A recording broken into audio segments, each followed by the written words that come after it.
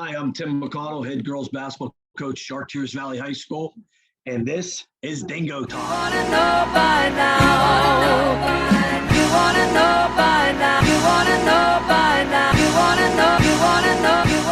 What's going on, Chuckleheads? I am Carlo Guadagnino. This is Dingo Talk. My guest, head women's basketball coach at Chartiers Valley High School, Tim McConnell. Coach McConnell, thank you for joining us. CJ, it's great to see you. It's been a long time. I remember the good days at Char Valley when you were here, so it's always a pleasure to talk to you, my friend. It is great to catch up with you. It's been too long.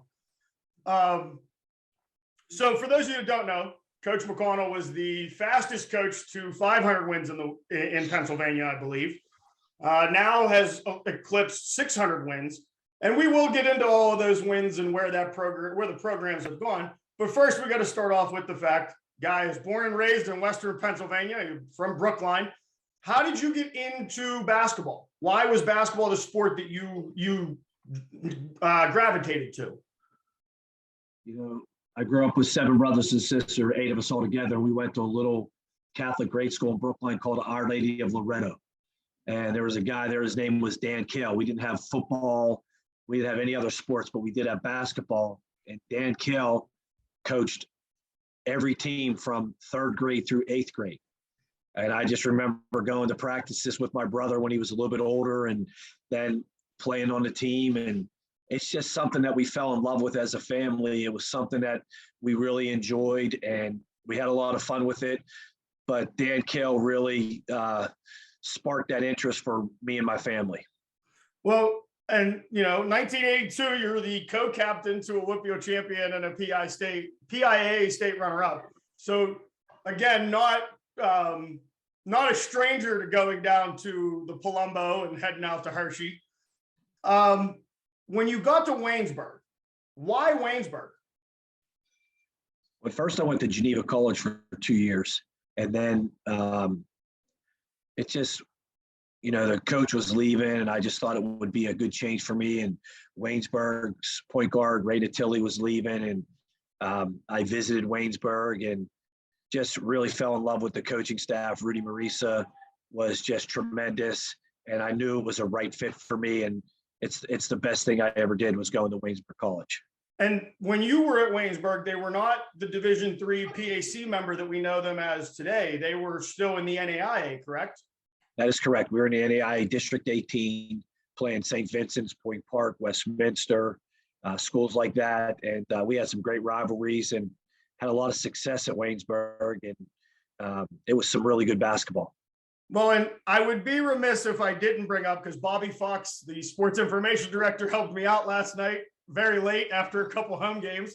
I would say that you were pretty successful, seeing as we sit today in 2022, you are still the single game and single season assist holder there at Waynesburg. So as you're going through your time as a basketball player, when does the switch happen in your mind that you're going to go into coaching? In college, I knew that I was not good enough to go to the next level. It was a dream, obviously, as a young kid to play in the NBA, but just knew that that was not possible. I was realistic, and I knew that I wanted to get into coaching. So I went back for an extra year at Waynesburg, and Coach Marisa let me be an assistant. And then I went to Canisius College as a grad assistant and just knew that I had a love for the game and wanted to be able to give back to that great game of basketball and help develop young men and young women and just be a part of it. So I knew coaching was the best way for me to stay involved in this great game. Well, before we get into your coaching career, let's unpack because you said 7 brothers and sisters. I believe you've met a couple of them in different title situations or game situations. Let's just run that down. So your brother Tom is at IUP. He's the head coach at IUP Women's, yes. Your brother Mike is an official who was in the national championship for the women's game this year. Yeah, he's really done a good job of, making his way up the ladder. And this past year, he reffed the national championship game, which is pretty phenomenal. Your last year, you and your sister had what can only be described as the biggest family rivalry you can have, because on both sides of the scores table, there's a McConnell standing there. One of them is going to raise the title. The other, it might be a little dicey conversation for Thanksgiving dinner. What was that experience like, coaching against your sister? You know what? It was really tough because, I just remember after the game, my parents saying, we can't even come to this game anymore because, we want both of you to win. It was a tough game for my parents to be a part of, but, it's all part of it. I mean, we knew one was going to win, one was going to lose. And if she would have won, I would have been happy for her and she was happy for me. But, just playing against family like that for a WPIAL championship and knowing one of you have to lose is a tough thing, especially for my parents, like I said. Well, and that's a thing for you though, right? Your family, your parents specifically, they come to almost every game. They don't miss a game from what I remember. They don't miss. My parents still come to games. They don't even have grandchildren playing, but they love Char Valley. They love coming to games. It's close for them. They live in Brookline, the same house we grew up in. So, they love Char Valley through and through. So I got to ask you, of the boys in your family, who's the best shooter? Oh, I'd be the best shooter for sure. There's no doubt. My brother Michael, he went to the dark side. He's a referee, so he doesn't even count anymore. But Tommy would be a close second, but I would outshoot him, no doubt. Now, how about as a family as a whole? Are you the best shooter overall, or? Well, Kathy, she represented the family for the Pepsi Challenge shootout at the Cleveland Cavaliers for Pittsburgh. So she'll tell you she's the best shooter. Susie thinks she's a really good shooter, but I'm going to stick with my guns and say I'm the best shooter in the family. Now, does that drop down to your kids as well and their kids? Can you outshoot TJ or Maddie or Megan? In my mind, I think I can, but in their mind, they tell me, Dad, we'll shoot you anytime, anywhere. So they're pretty confident with their ability to shoot the basketball. The funny thing about it is, CJ, is when I was in college, I hardly ever shot the ball. I didn't become a shooter until I graduated, started playing in adult leagues and started scoring points and thought, hey, this is pretty fun. So I started shooting a lot more as I got older. But in high school and college, I rarely shot the ball. So that wasn't a part of your game growing up. It just became a part of your game. I mean, I just remember Rudy Marisa, Coach DeBruzzo. They always wanted me to shoot more, but I just felt as a point guard when I was out there, my job was to get into the paint, get people better shots, and I was a pass-first point guard, and that's what TJ is right now. I mean, he plays for the Pacers. He doesn't worry about scoring. He worries about setting up guys up to score as a pass-first point guard as well. And that's kind of always been a development of his game that he always works on, or always worked on, at least from what I remember, is the 100 bounce passes, 100 chest passes. Where do you go on the floor after moving without the ball? I mean, and he does all of those things at a very high level. You're right. I mean, he just worked on it and, honed his skills to be able to do those things to take him to play in college. And then, he was fortunate enough to have a great college career at Duquesne and then Arizona, and, it propelled him into the NBA. Now, can we talk about that a little bit? What all went into his decision, or how did you factor into his decision when it came time to make the jump from Duquesne to Arizona? It's a funny story. Duquesne, he's at Duquesne. He just finished his sophomore year, made the all-defensive team, having a great career. And we're watching Ohio State play down at the Civic Arena. And Duquesne was hosting the NCAAs that year. Mm-hmm. And Aaron Kraft is playing and doing really well. And at halftime, he looks up at me. He's sitting in the seats in front of me, looks back at me and says, I think I want to transfer to a bigger program. And I said, what?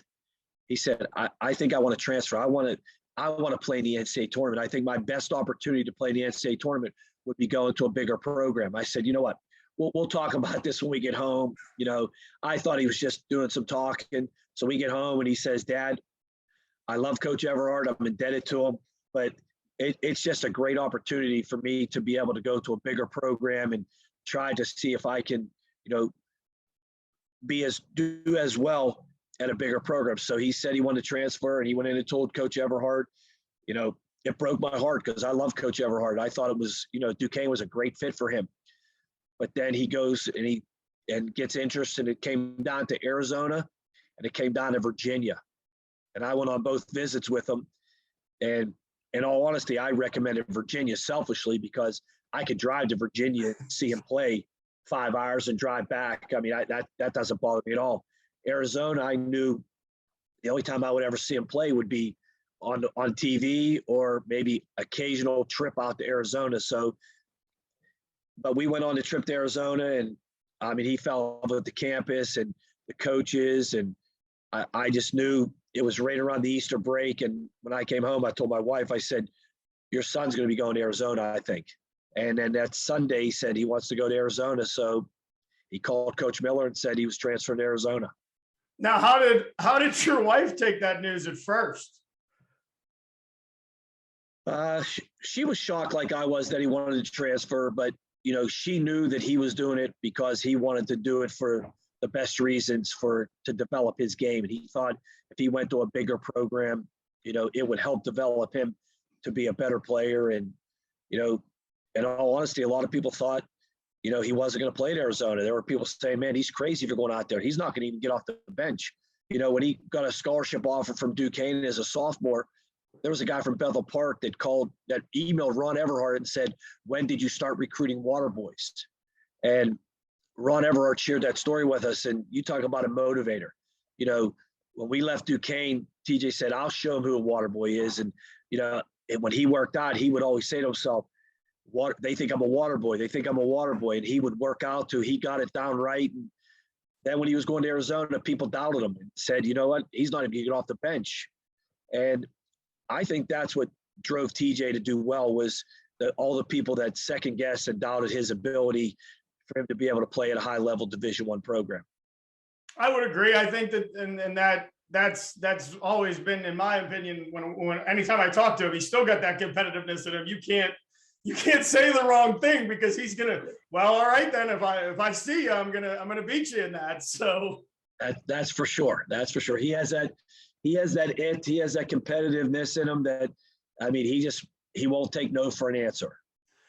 So I'm going to bring you to the first year coming to Chartiers Valley. And I talked to you about it right before we started this interview. There's an article, and I wrote an article about you a couple years ago. And I used this article as one of the motivating factors. Granted, it was a long time. It had been written for a while. When you first got to Chartiers Valley, there was an article that came out that said, Coach McConnell goes to basketball hell. Was that, using TJ's example of there's a little chip now I'm going to prove, we'll see what basketball hell is. Did that factor into you coaching at all? Or was that just okay, that's an opinion and let me show you how good we really can be? When I first took over at Char Valley, there was a gentleman who called me and said, you should not take the job at Char Valley. It's the hellhole of high school basketball. And he said, you'll never win there. Well, I'm a 27-year-old young guy that thinks I can conquer the world. And I didn't listen one bit. And I came in here and when I recruited in Waynesburg, when I was an assistant there, I would go watch high school games. And the one thing that I really noticed was that kids didn't play hard. They didn't go out there and play hard. And that was the first thing that we had to change when we came to Char Valley, is to teach the kids how to play hard. And, my motto is when you play hard, good things are going to happen. And that's what we talked about. I've been here 29 years, boys and girls. When we disperse from the huddle, the only saying we've used for 29 years is hard work. Because when you work hard, good things are going to happen for you. And that's the motto that we used and we talked to our kids about. And I mean, we came in and we changed the mindset and we showed the kids what happens when you play hard and what happens when you're willing to put the time in, and they bought in. I had guys like Armorel Nikolai and Micklin and McCray, Colbert. Those were the guys who were here when I first got here. And, they helped turn this program around and helped me to build what we have today. Well, and for those of you at home that don't understand what Coach McConnell was told when he was told he was going to the hellhole of high school basketball, before Coach McConnell arrived at Chartiers Valley, they had won 3 section titles total. And the year prior, they had gone 5-17. Now, was it an immediate change, or did it take a couple years to get to a point where you were a competitive team? First year we went 17-8, made the playoffs, and then after that, I mean, it just took off. Guys were in the gym all summer. They were excited about the success, and they wanted more. I couldn't give them enough. They wanted to be in the gym way more than I was willing to be here. I mean, it was a great opportunity for me just being there with these guys and the time they wanted to put in and what they wanted to accomplish. And it just kept snowballing from there. Well, I think that's a good place. We'll pause, and then we're going to unpack the 25 years on the men's side and the 4 years so far on the women's side. I have to pause and send it to staple of the town of Bethany, Chambers General Store. If they don't have it, you don't need it. It's a fact. You can get it on a t-shirt, actually. If you're in Bethany, stop in and get a t-shirt. If not, go to their Facebook page and you can order one there. They also do daily lunch specials, soups every day. There's a fish special every Friday for the remainder of Lent, and pretty much anything. If you want a cold cut sandwich, or you want whatever the lunch special is, he'll mix and match anything you want. But this is Coach Tim McConnell of Chartiers Valley, with the Chartiers Valley head girls coach. I am Carlo Guadagnino. This is Dingo Talk, and we will be right back.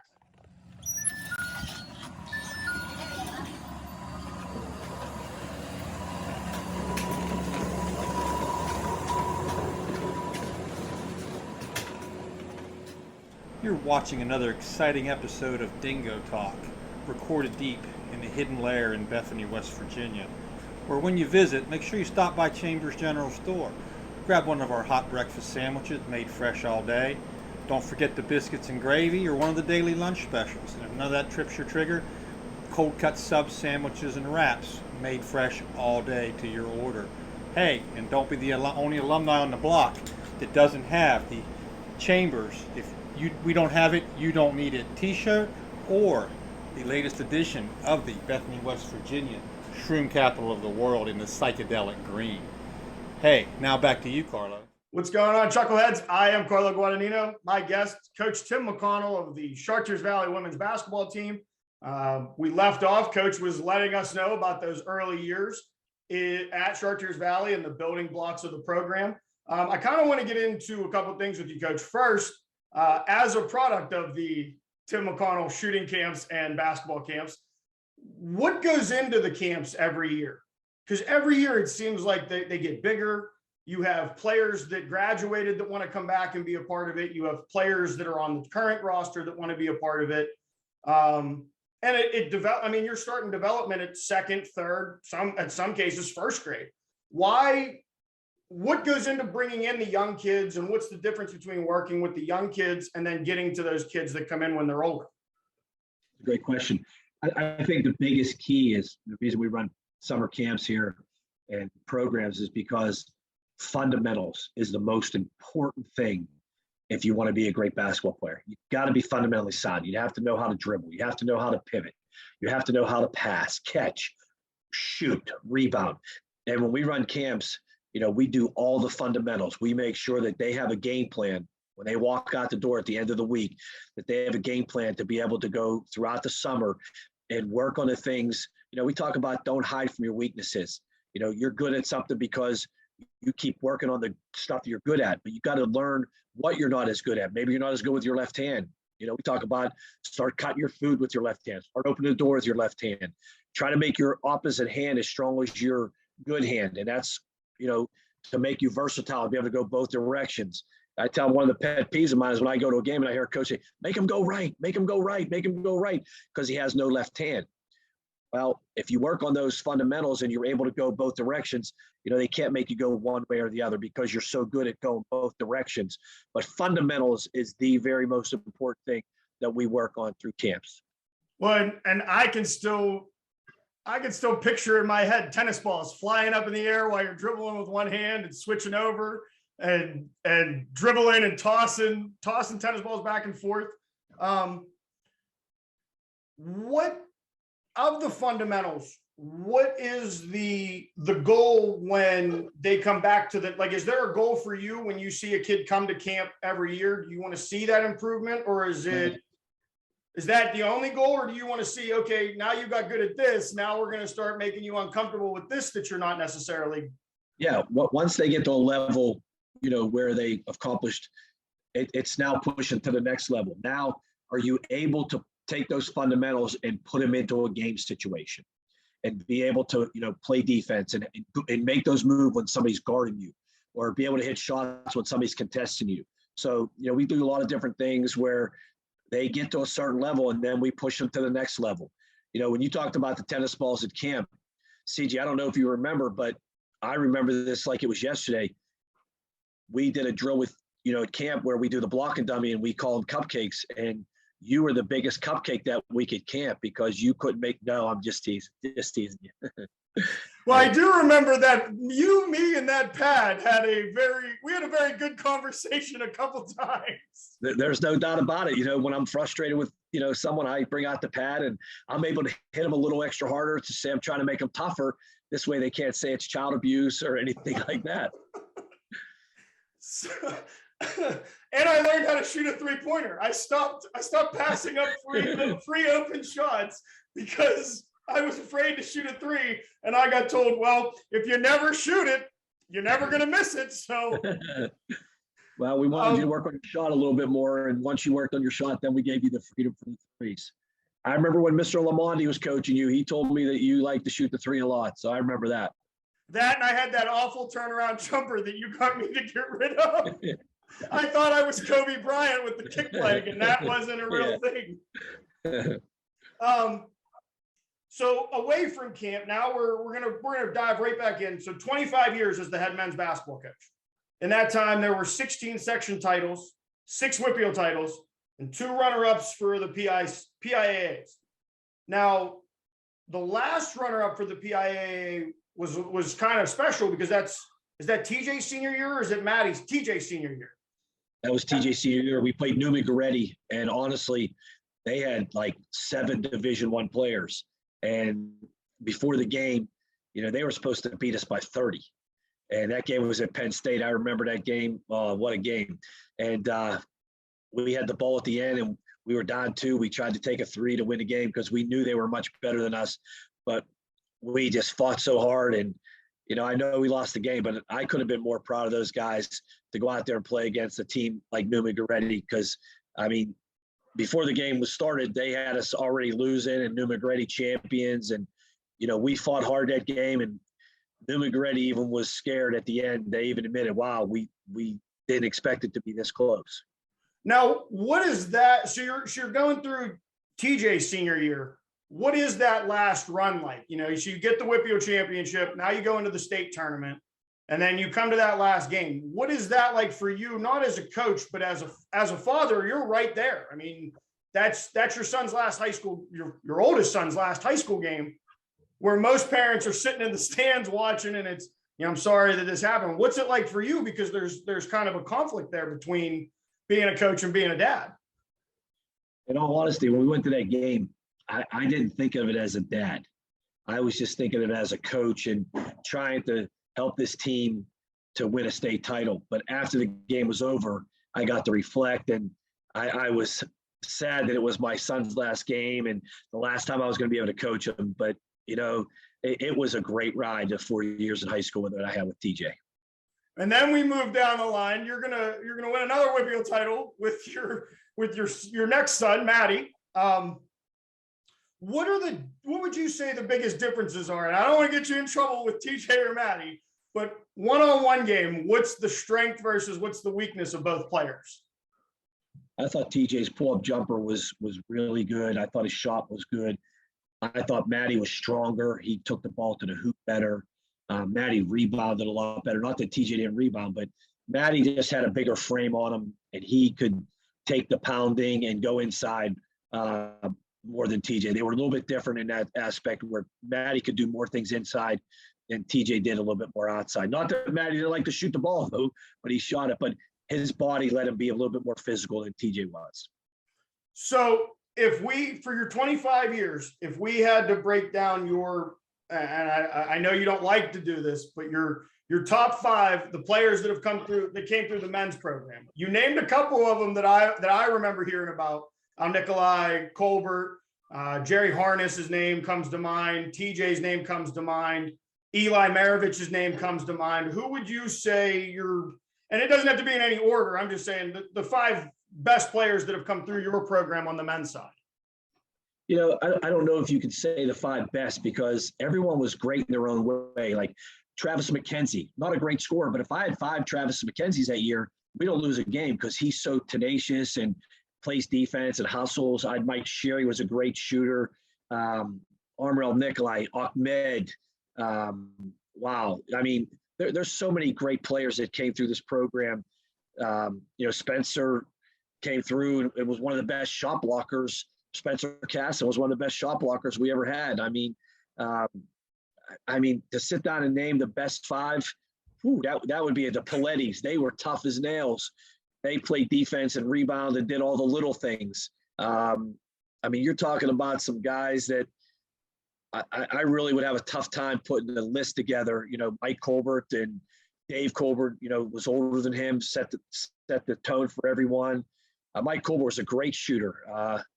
There's some really good players that when you talk about those guys. So I don't know if I could really do a top 5. We had Brad Hensler. Brad Hensler, when I first saw Brad Hensler, I said, this kid will never play for me because he was a short little kid. And he ended up being one of the best players on that team and just really did a lot of things for this team. It was just, man, when you asked me to name the top 5, that would be impossible. I think that's as good of an answer as anybody could give for that, because you really have had that many guys that have come through. And like you said, every one of them is their own, you know, one guy might not be a scorer, but he's a hell of a defender and he gets rebounds and he does all the chippy stuff. Yeah, each and every one, like Brian Gaucher, Derek McKenzie. I mean, they were all good in their own way. They may not have been the best, but they were the best for that team that year and the success. I mean, it's just, there's been so many good players. I mean, I have so many good memories and great relationships with players that, you know, that still keep in touch with me. So it's been a great 25 years on the boys' side. When the last thing I will say about the boys' side, and the only reason I'm going to bring it up is because my dad when my dad watches this, he will ask me why I didn't ask this question if I didn't. So I'm going to take you back to you played Uniontown in the Whitfield Championship game. Early days of the pulling the camera into the huddles as the timeouts are going on. And he used a quote for me the 3 years after I had left Chartiers Valley that stuck with me. That was from you. The point guard I think it was a point guard or a shooting guard for Uniontown, had a good first half.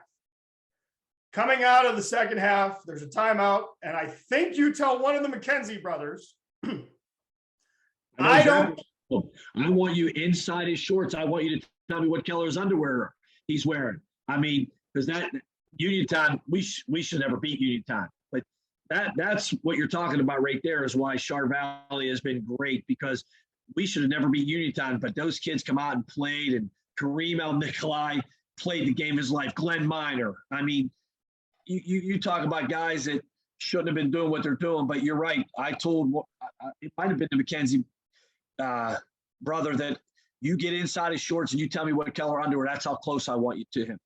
And that was how I was told to play defense for the rest of the time after he heard that. You know, the thing is, you know, when you talk about fundamentals, sometimes I tell our campers, sometimes you're not as skilled offensively, but if you can go out and stop the best player, your coach is going to find playing time for you because you are keeping them from scoring. The object of the game is to outscore the other team. So if you can keep the other opponent from scoring, your coach is going to have you on the floor. So, and moving now that we wrap up the 25 years as the men's coach, what factored in to the move over to the women's side? And what is the biggest difference that you've noticed from coaching men's basketball and coaching women's basketball? I think that the reason I moved over was I think, being here 25 years, I think the last couple of years, the players got a little stale. I don't think they were listening to me as well. And I just thought they needed a change. I needed a change. And the girls coach resigned here. And my daughter being here had no factor whatsoever into going to coach the girls side. I just thought it was a good opportunity to take a change and move in a new direction. I love Char Valley. I didn't want to leave Char Valley, and the job was open here. So I just thought it would be a good change for me to go to the other side.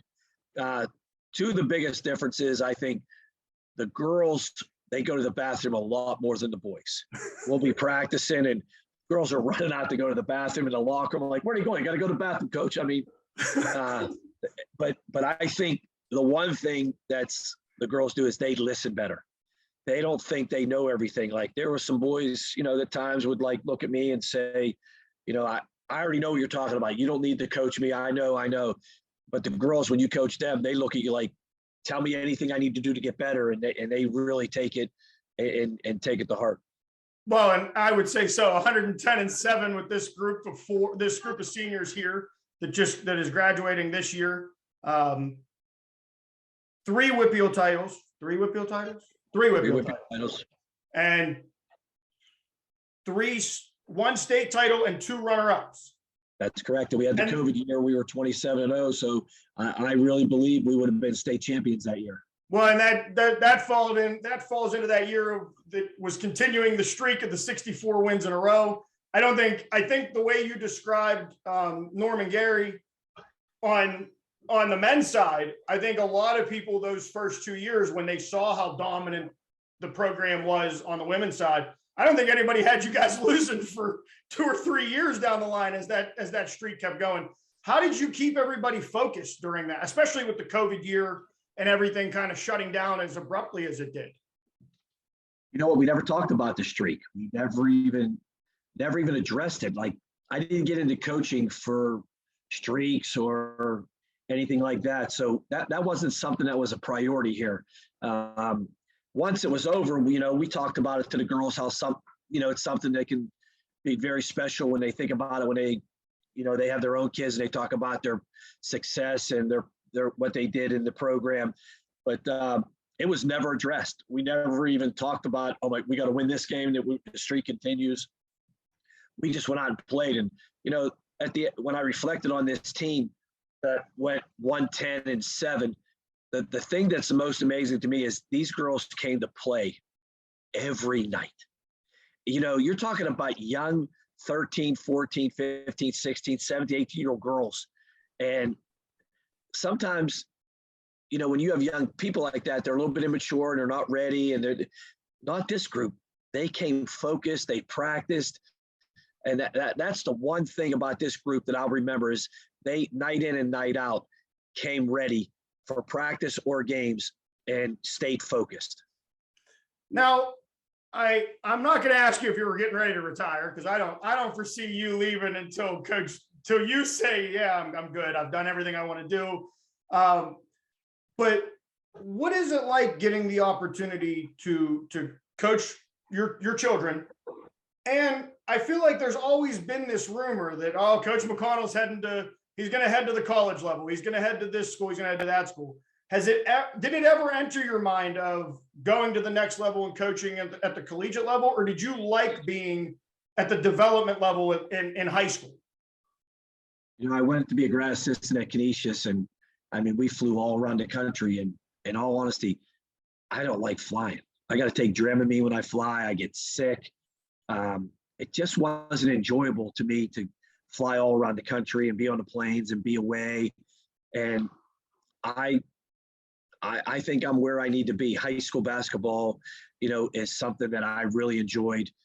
People say about coaching my kids. Well, I coached many years before my children ever played for me. So I didn't get into coaching so I could coach my children. Never knew how good my kids would be, or if I even would have kids when I got into coaching, because I didn't have kids at the time. Mm-hmm. But it's been something that I look back on and really enjoy. And the time that I got to spend with my kids in the gym and coach other kids, and the relationships that I built with boys and girls when you get invited to somebody's wedding or somebody's having a baby and they call you and say they just had their first child, or, the texts and the calls that I get from former players, boys and girls, when I reflect on it, then I know that I made the right decision on what I did with coaching, because the relationships that I built with people is what it's all about. There's two phrases that I want you to kind of dive into, and we're going to take you back to camp, because that's where I learned them. So the first one is, if 5 guys or girls act like this and you slap somebody, it's going to sting a little bit. It's not going to hurt. And let me see if I got this one right, though. If I put them all together and I pull back, I'm going to knock you into the next time zone. Why is that the example? Because I mean, clearly it's easier for a visual, but what is it about that statement with 5 guys or girls acting as individuals as opposed to the unit? Because when you talk about a basketball team, it takes 5 players on the floor to be on the same page and the same goal. And like, if you have 5 individuals playing 5 different directions, shooting the ball, not passing, yeah, you have talent, you might win some games. But if you take those same 5, and they may not be as talented, you bring them together and you work for one common goal for each other, you will be way more powerful than any talented team out there. And that's been Char Valley basketball, boys or girls, because that's why we've been successful, is because they play as a team and they work hard. Those are the 2 main ingredients: play hard and play together as a team and share the ball and play for each other. Don't play for personal goals and personal, name in the paper. And I've been very fortunate for 29 years at Char Valley, where the players have bought into that. And that's one of the main reasons why we've been successful here. And then the other quote goes into the success at Chartiers Valley as well, which is, your attitude determines your altitude. And my favorite saying of all time. And I'd like you to dive in. I want to hear it. Yeah. I mean, I learned as a young child, my dad preaching to me that you cannot be successful if you have a bad attitude. Bad attitude is like cancer. Cancer spreads and it kills. And if you have a great attitude and all of the players on the team come and they have great attitudes, you're going to be successful, because you're going to work hard. You're going to care about each other. But, if somebody has a bad attitude, Michael Jordan could be the greatest player. If he had a bad attitude and it didn't get along with his teammates and stuff, that team would have never been successful. But he was so competitive. His attitude was to bring everyone on the same level as him and make them work hard. But I just think, when you say your attitude determines your altitude, if you have a bad attitude in business, if you have a bad attitude about school, if you have a bad attitude at home, you're never going to be successful. You're going to fight with your parents. Your grades are going to be bad. Your boss is not going to like you. You're not going to like your job. But if you go and you have a positive attitude and you do the things, that you enjoy with your attitude, you're going to be way more successful. It's way more beneficial to have a great attitude than it is to have a bad attitude. Absolutely. Last question. What are 3 things that a basketball player at home can do over this summer that's coming up that can improve their skills as a basketball player? First of all, they need to be honest with themselves. They need to sit down and say, on a notepad, take notes. What am I good at? What am I not good at? And find out. And then the things that they're good at continue to get better, but they got to find out their weaknesses, what's holding them back. What do they have to improve on to get more playing time, to make the team? I think, goals are really important in my life. I talk to young people about setting goals. When you set goals and, you write them down and you look at them, you'll look at them each day. And one of your goals might be, I want to be a Division I basketball player. I remember TJ telling me in 7th grade, Dad, I want to play Division I basketball. That's one of my goals. I said, okay, write it down. But you know what? You better do something every day to help get that skill to make you a better basketball player and to become a Division I basketball player. It's easy to say to talk, but are you willing to make the sacrifices to go do those things? And that's my last one. It's making sacrifices. Your buddies this summer, they're going to be going to the pool. They're going to be going to the movies. They're going to be going and doing things Are you willing to put that stuff aside to be able to make those sacrifices to make yourself a better player so that it benefits you in the long run? Well, Coach, I wanted to say thank you for taking the time to sit down with us. Make sure you say hello to Miss Gannon, Coach Sherry, everybody in the family, Mrs. McConnell, TJ, Maddie, Megan. I mean, I haven't seen Megan. The last time I saw her, I feel old by making that statement, but the last time I saw her, she was just running around with a basketball that was as big as hers. So yeah. But CJ, thanks for having me. I love it. Anytime you want to chat, I love it, and I will do it anytime. But I appreciate, and I just remember all the good times we had. There were some bad times that you and I had. I mean, we had to talk about your attitude sometimes. We had to talk about your work ethic. But you know what? You turned out to be a fine young man, and I'm proud of you, my friend. Thank you, sir. I appreciate that. You're welcome. This has been Coach McConnell, Chartiers Valley head women's basketball coach. I am Carlo Guadagnino. You can find us on YouTube, Spotify, Apple Podcasts, iHeart Music. You can find us on Twitter at DingoTalk, Instagram, Dingo_talk, TikTok. I'm not really sure how that works, but I keep putting videos there. So look up DingoTalk on that. We're here every Thursday. This is head coach Tim McConnell from the Chartiers Valley women's basketball program. I'm Carlo Guadagnino, and we will see you next week, Chuckleheads. You wanna know by